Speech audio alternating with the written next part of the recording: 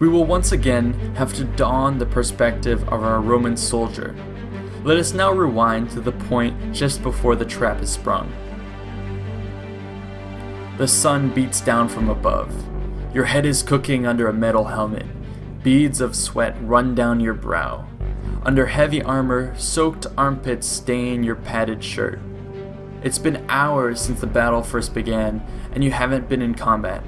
Far ahead, you hear the din of battle, but there's nothing to be done. Waiting in formation, you jump up to catch a quick breath from the cooler air above the simmering crowd. You stretch your aching limbs. The men in front of you are moving forward again, several paces this time. Looks like we're making progress.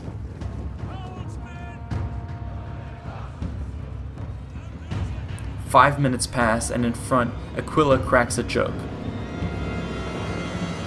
We move once again, but this time we haven't stopped, and a cheer rises from the front ranks.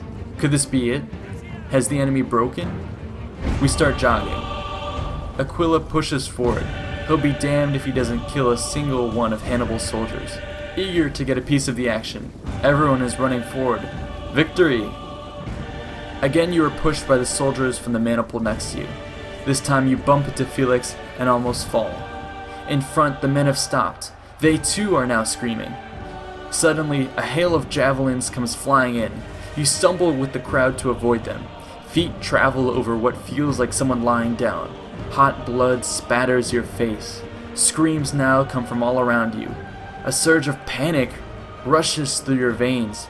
Panting frantically, you try to breathe, but all you get for your efforts is a gulp of hot, dusty air. It's unbearably hot. Your arms are pinned at your side. You are helpless, a witness to hell on earth.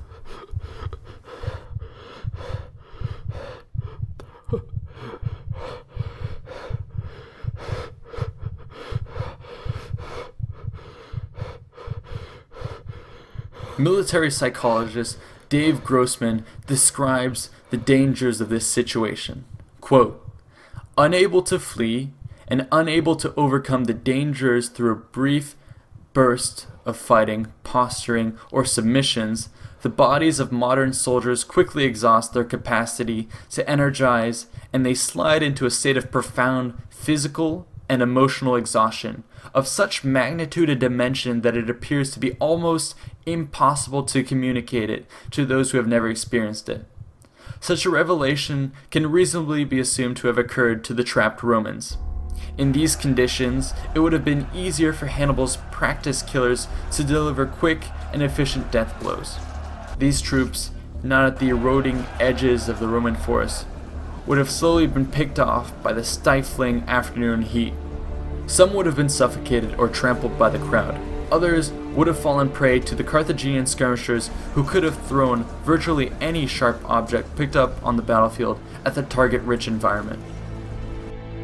In some areas, the killing might have slowed, if only due to the fatigue of the Punic butchers or the sheer accumulation of bodies. In these instances, the legionaries would have had a moment to themselves, surrounded by the stink of death and the host of bodily functions sure to have covered the ground. At this point, a fair few would have opted to end the misery and had a friend help them with a quick death. Some clumps of soldiers could have rallied together and formed defensive wedges to push through the trap. The clever Hannibal, however, may have taken advantage of this by creating channels of escape, only to draw out the Romans and have them killed in the open field. The ancient historian Livy leaves us with a scene more chilling than any in history books or movies. Quote, "Here, amidst the slain, there started up a gory figure whose wounds had begun to throb with the chill of dawn, and was cut down by his enemies. Some were discovered lying up there, alive, with thighs and tendons slashed, baring necks and throats, bidding their conquerors drain the remnant of their blood. Others were found with their heads buried in holes dug in the ground. They had apparently made these pits for themselves, and heaping dirt over their faces, shut off their breath.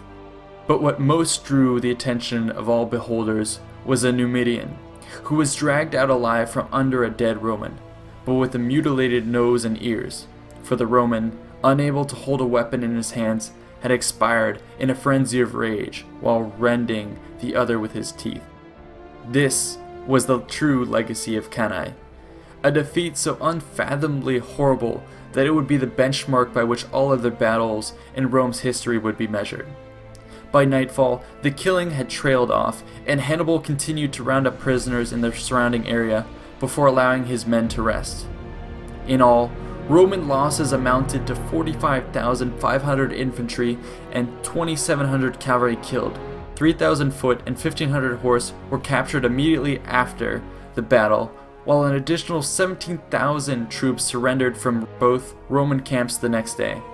Hannibal, on the other hand, is only thought to have lost 4,000 Gauls and 1,500 Spaniards, as well as 200 cavalry.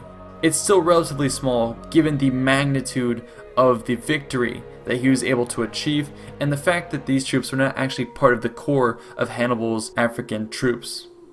Roman survivors slipped away under the cover of darkness and regrouped in nearby towns. Among them was a 19-year-old Roman named Publius Cornelius Scipio, known to history as Scipio Africanus. At Rome, the streets echoed with the wailing of mothers as initial reports flooded into the city. Faced with a threat to its very existence, Roman priests consulted the Sibylline books and determined that a human sacrifice would be required. A delegation would also be sent to consult with the oracle at Delphi. After his great triumph, Hannibal refused to march immediately on Rome. Maharbal was said to have responded by claiming that Hannibal knew how to win a victory but not how to use one. We can attribute Hannibal's thinking to the idea that his strategy may not have been to attack Rome directly in a costly siege, but rather to isolate it by stripping the city of allies. In the following year, several Italian communities did in fact join the Punic side, including Capua. Greek cities in Sicily were also induced to revolt, and Rome was forced to take on Sicily. At the same time, the Macedonian king Philip V also pledged his support for Hannibal and attacked Roman holdings in Greece. In the ensuing pause, however, Rome was able to compose itself to some degree. Amazingly, when Hannibal sent messengers and they were finally able to reach the Senate refused an audience. Rome would once again show its characteristic stubbornness and fight on. It was either victory or death for the entire nation. This was a quality unmatched by almost any in history, and one that would eventually allow the Republic to claw back from the brink of death. Word of the victory was announced in Carthage by envoys, who poured out baskets filled with golden rings, which had been pried off the dead fingers of Rome's elite.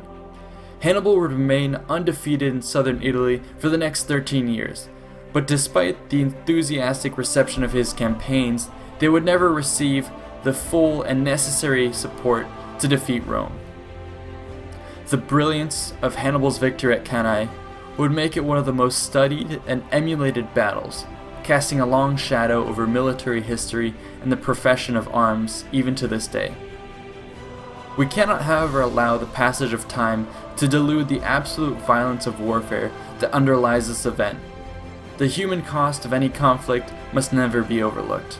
This is especially true in our day and age, when the killing is cheap and the slaughter of our common man virtually automated. Thank you, I hope you guys enjoyed. See you next time.